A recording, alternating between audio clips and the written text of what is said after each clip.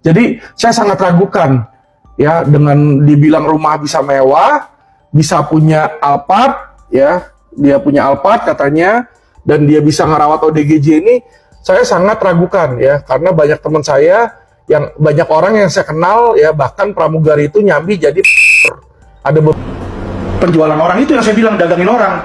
Kalau uangnya kurang dia jual bayi kan dia bisa dapat dari situ tapi dia nggak masukin. Alvin ini bisa dipidana dengan laporan daripada Novi. Ini menandakan bahwa setiap pengacara yang ada di situ terlibat di situ hanya untuk mencari panggung. Sekarang kita lihat, kita merujuk kepada apa yang diucapkan oleh Alvin Lim. Alvin Lim mempertanyakan, katanya dia mempertanyakan, apakah seseorang itu merupakan misalnya begitu ya, sehingga dia punya penghasilan dan akhirnya dia bisa beli Alphard dan mobil mewah misalnya, dia itu kan yang dia sampaikan begitu ya. Pertanyaannya, kalau ingin membuat suatu question mark, ingin mempertanyakan dari mana penghasilan seseorang, kenapa harus menggunakan prasangka? Kenapa harus menggunakan prasangka yang mengarah kepada sesuatu hal yang negatif? Kita harus melihat ada nggak kemungkinan pertanyaan lain yang bisa dihadirkan, kemungkinan prasangka lain yang bisa dihadirkan tanpa harus adanya bentuk pelecehan secara verbal terhadap seseorang. Contoh, kenapa Novi kaya? Kenapa Novi punya mobil mewah? Kenapa Novi punya rumah? Oh, mungkin karena dia adalah seorang apakah mungkin dia adalah seorang pengusaha? Apakah mungkin dia adalah seorang pengusaha tambang? Apakah mungkin dia adalah seorang pengusaha properti? Apakah dia mungkin seorang pengusaha fashion? Itu positif. Prasangka itu bisa disampaikan. Oke. Nah, tapi jika prasangka tersebut tidak digunakan, justru prasangka yang digunakan adalah prasangka yang mengacu kepada sebuah tuduhan yang negatif, gitu ya. Maka kita bisa simpulkan itu adalah sebuah perbuatan dengan sengaja untuk mengarahkan prasangka orang bahwa benar apa yang diprasangkakan oleh Alvin Lim itu terhadap Novi adalah suatu hal yang benar begitu. Maka kenapa gue sampaikan Alvin Lim bisa dipidana dengan laporan daripada Novi, berpotensi untuk dipidana. Bukannya berobat, kini Agus malah dihadapkan dengan pengacara yang banyak menuai kontroversi, yaitu Alvin Lim. Pablo, pengacara donatur, menyayangkan perkataan Alvin di media yang menuduh Novi dengan cara menggiring opini publik ke arah negatif. Pablo mengatakan sangat bisa jika omongan Alvin Lim memenuhi unsur pidana, karena perkataan Alvin bukan hanya sekedar bertanya, tetapi menggiring publik agar perkataan Alvin ini seolah benar dan itu adalah niat jahat terselubung yang digunakan Alvin Lim, bukan sekedar pertanyaan biasa.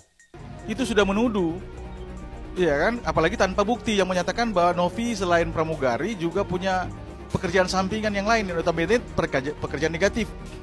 Ini kan statement yang sembarang disampaikan oleh Alvin Lim. Selanjutnya juga saya melihat di media statement yang disampaikan oleh Alvin Lim beberapa waktu lalu, yaitu dia menyatakan bahwa dia adalah salah satu anak dari 9 naga. Ini pernyataan yang hanya untuk menyombongkan diri.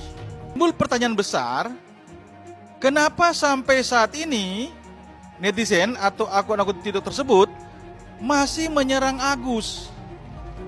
Saya melihat karena Agus tidak pernah berhenti untuk membuat statement-statement di media. Sepertinya Agus tidak memikirkan terkait mata yang harus diobati. Dia hanya saya lihat mementingkan berstatement di media, kemudian lapor sana, lapor sini, selalu mengikuti arahan daripada pengacaranya. Kalau arahan itu memang positif, bagus, ya tentu harus diikuti. Tapi kalau ini cuma lapor sana lapor sini, apalagi baru-baru ini lapor di Mabes Polri terkait akun TikTok tersebut, ini kan jadi bingung masyarakat Indonesia. Padahal sudah bagus. Dari pengacara sebelumnya yaitu Farhad Abbas sudah mencabut laporan-laporan di Polda Metro Jaya, laporan pidana ke pihak Novi. Namun kali ini timbul lagi laporan. Ini saya pikir kembali kepada Agus. Kalau Agus betul-betul punya hati nurani, sudahlah. Harusnya dia berbeda pandangan. Dia punya prinsip, karena semua di tangan Agus. Kan pengacara hanya mengarahkan saja. Sekali lagi saya katakan, semua ini di tangan Agus. Kalau Agus punya hati nurani, dia memikirkan tentang sakit matanya itu diobati, maka dia pasti berhenti untuk melakukan statement. Demikian, terima kasih.